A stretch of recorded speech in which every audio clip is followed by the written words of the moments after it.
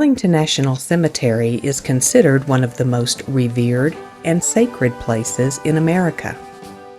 Every year, more than 4 million people visit the cemetery to pay their respects to the fallen heroes buried here. Among the beautiful rolling hills of Arlington, Virginia, we find the peace and serenity afforded those who served our nation and have since departed. The cemetery consists of over 600 acres of land and was our first national cemetery created specifically to honor America's military veterans. From the lowest-ranking privates to the most honored generals, all share common ground in the manicured lawns of Arlington National Cemetery.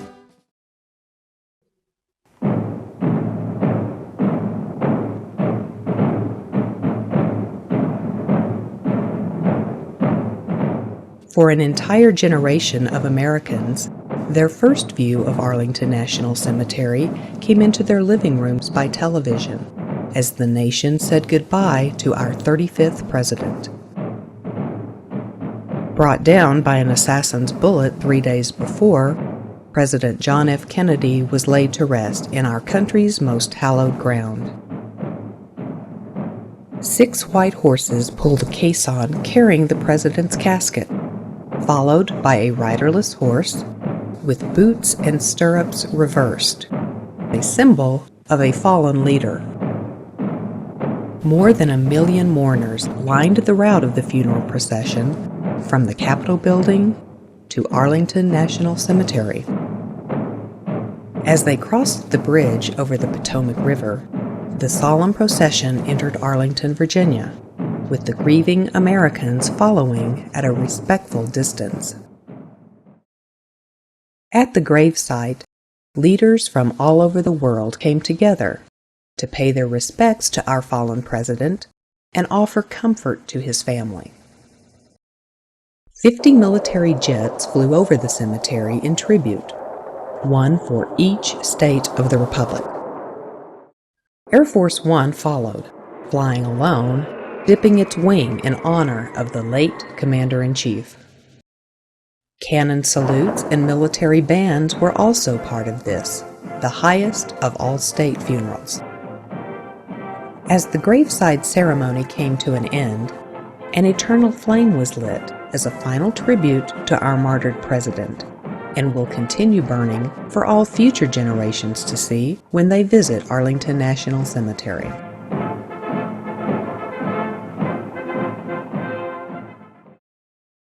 On any given day, the sights and sounds of a full honors military funeral may be enacted several times. A special military contingent escorts a horse-drawn caisson along the many tree-lined roads in Arlington National Cemetery. At the burial site, the flag-draped casket is lifted from the caisson by the honors team in 3 precise movements: held at caisson level, then lowered and carried to the gravesite. The American flag is lifted from the coffin and held taut as 7 riflemen fire 3 rifle volleys each, followed by the playing of taps.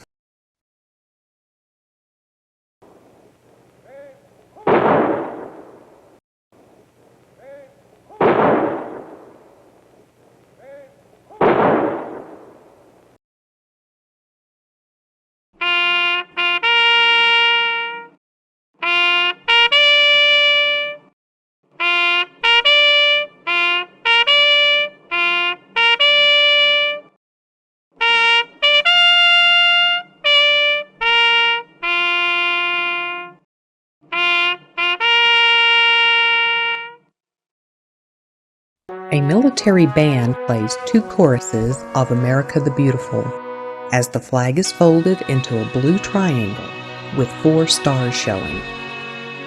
The officer in charge then hands the flag to the next of kin, saying, "This flag is presented on behalf of a grateful nation as a token of appreciation for the honorable and faithful service rendered by your loved one.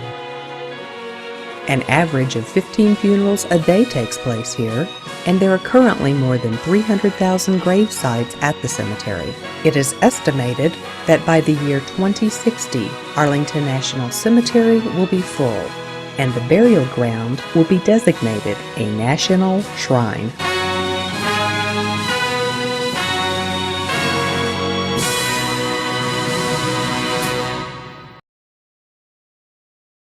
The history of our most hallowed ground starts during the American Civil War.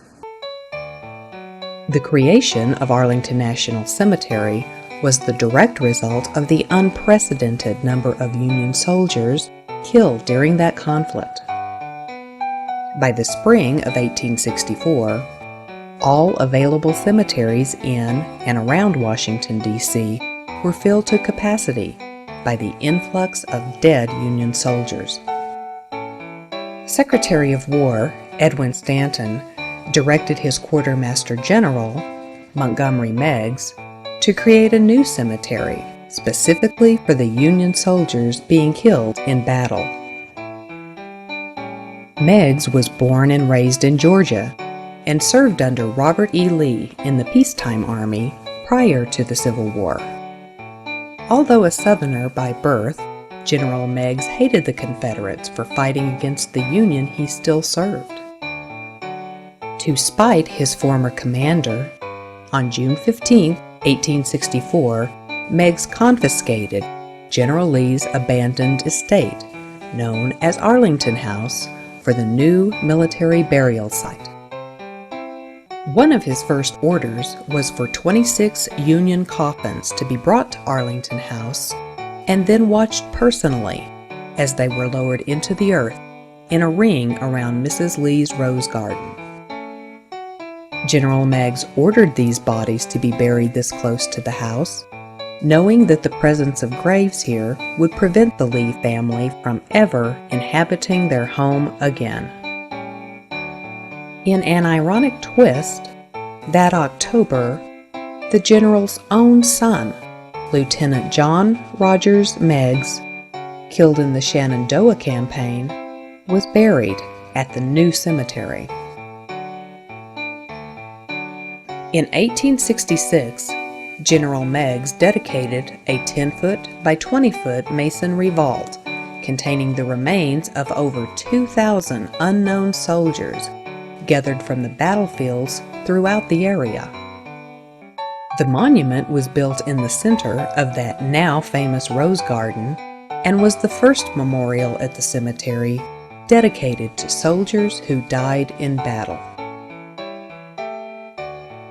The Union soldiers that were being killed by Robert E. Lee's Army of Northern Virginia were being buried in his own front yard.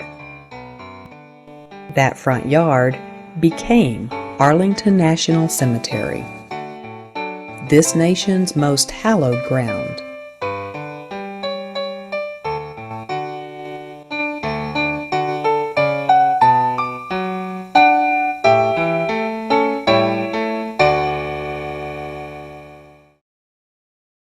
Arlington National Cemetery has become the honored place for burial of veterans of every war in American history.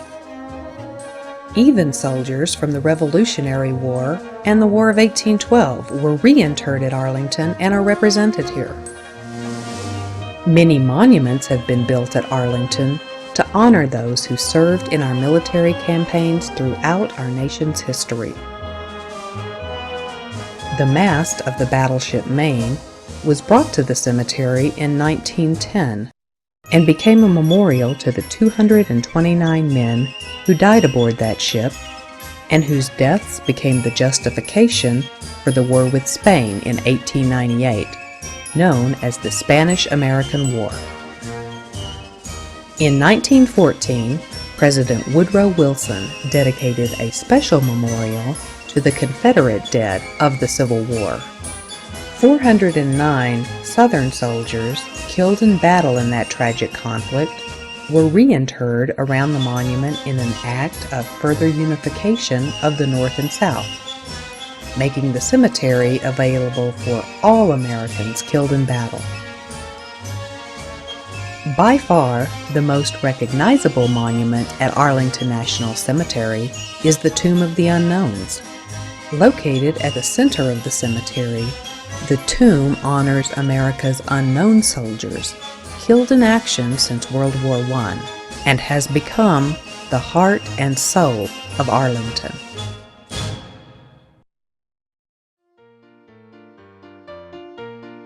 On November 11, 1918, the Allied forces and the Central Powers declared an armistice, effectively ending the conflict known then as the Great War.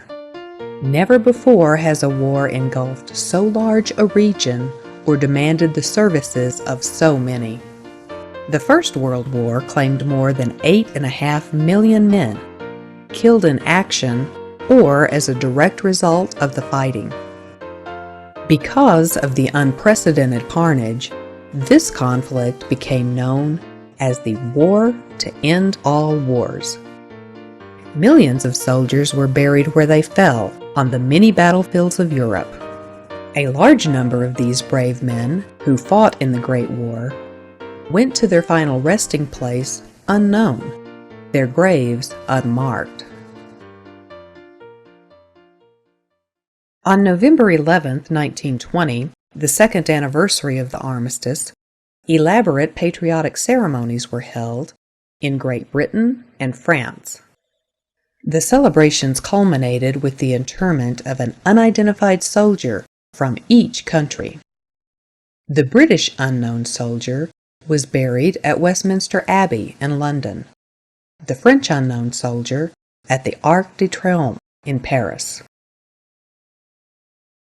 On November 11, 1921, after a procession starting at the steps of the Capitol building and ending at Arlington National Cemetery, American veterans of the First World War laid to rest one of their own. Like his counterparts in France and England, the American soldier was unknown to all but God. From that point on, the tomb of the unknown soldier became a sacred place on the most hallowed ground in our nation. President Warren G. Harding laid the American unknown soldier to rest with these words: "We know not whence he came, but only that his death marks him with the everlasting glory of an American dying for his country."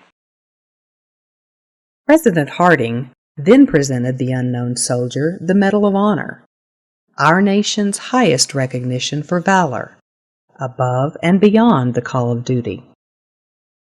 In addition to the Medal of Honor, our unknown soldier was awarded the Victoria Cross by the British and the Croix de Guerre by the French, the highest military award of those nations. The white marble monument that rests on top of the unknown soldier's crypt is a sarcophagus. Dedicated in 1932, this neoclassic structure has sculpted into it the words, "Here rests, in honored glory, an American soldier, known but to God."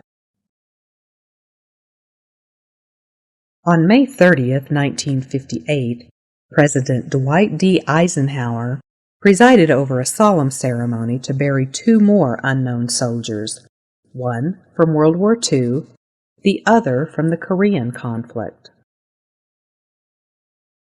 Within the tomb are three crypts, where lie the remains of our three unknown soldiers, serving as their final, honored resting place. Originally, a civilian watchman was responsible for the security of the tomb of the unknown soldier.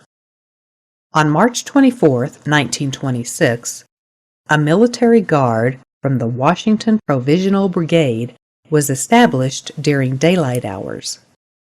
Then, in 1948, the 3rd U.S. Infantry, known as the Old Guard, assumed the post following the unit's reactivation in the nation's capital. Today, members of the 3rd Infantry's Honor Guard continue to serve in this distinguished duty. A soldier seeking the honor of serving as a sentinel at the Tomb of the Unknowns must possess exemplary qualities, to include American citizenship, a spotless record, and impeccable military bearing. A 2-year commitment is required.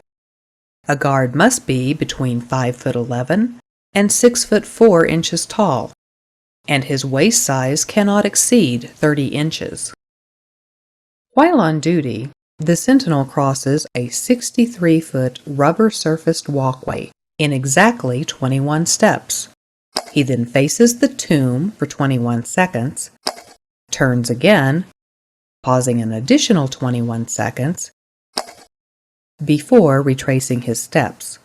The number 21 is symbolic of the highest salute accorded to dignitaries in military and state ceremonies. As a gesture against intrusion on their post, the sentinel always bears his weapon away from the tomb. Only under exceptional circumstances may the sentinel speak or alter his silent, measured tour of duty. Guards are regularly changed throughout the day, as they share the responsibility of guarding the tomb. 24 hours a day, 7 days a week, 365 days a year. The sentinel wears the Army dress blue uniform, reminiscent of the color and style worn by the soldiers in the late 1800s. Tomb guards are privileged to wear the tomb identification badge on their right breast pocket. The badge design is an inverted open laurel wreath, surrounding a representation of the front elevation of the tomb. The words "Honor Guard" are displayed in raised letters at the base of the badge. Once a soldier completes his tour of duty as a tomb honor guard, he is entitled to wear the badge as a permanent part of his uniform. As the honor guard performs his duty, the sentinel's creed is foremost on his mind.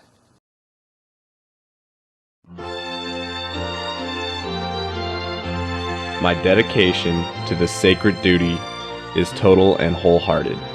In the responsibility bestowed on me, never will I falter. And with dignity and perseverance, my standard will remain perfection. Through the years of diligence and praise, and the discomfort of the elements, I will walk my tour in humble reverence to the best of my ability. It is He who commands the respect I protect, His bravery that made us so proud. Surrounded by well-meaning crowds by day, alone in the thoughtful peace of night, this soldier will, in honored glory, rest under my eternal vigilance.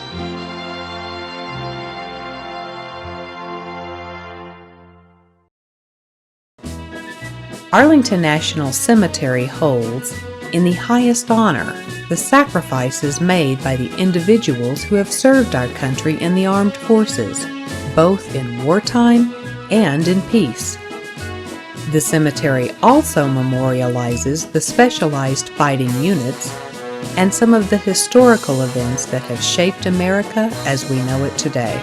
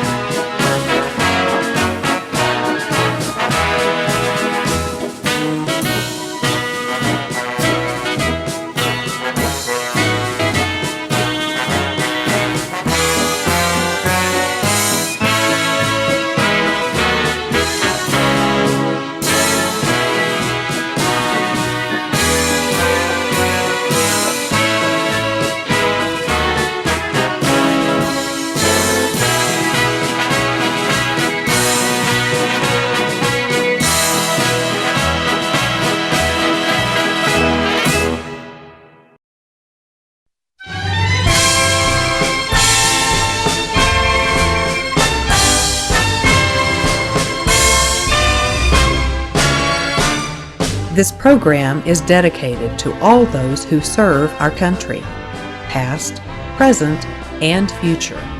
As Americans, we owe them an immeasurable debt of gratitude for the preservation of our freedoms.